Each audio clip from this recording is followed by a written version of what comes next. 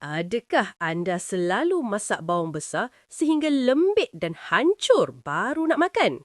Berhenti sekarang. Anda bukan sekadar makan sayur. Anda sebenarnya sedang membazirkan ubat penyelamat nyawa. Dengar baik-baik. Bau pedih dan menyengat yang membuatkan mata anda berair itu sebenarnya adalah quercetin dan sulfur organik. Ia bertindak seperti petugas pembersihan yang mencuci saluran darah anda, malah mampu mencetuskan kematian sel kanser. Jika dimasak terlalu lama, segala khasiat perubatannya akan lenyap begitu sahaja.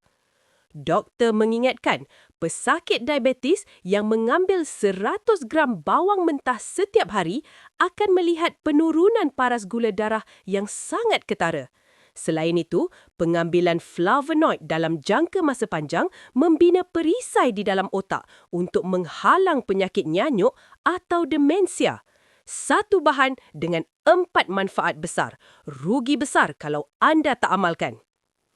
Ingat peraturan keselamatan ini.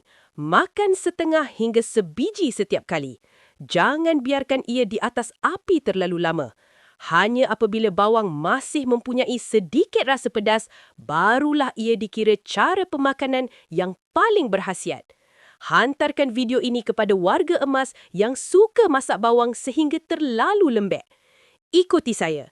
Jom rungkai formula kehidupan.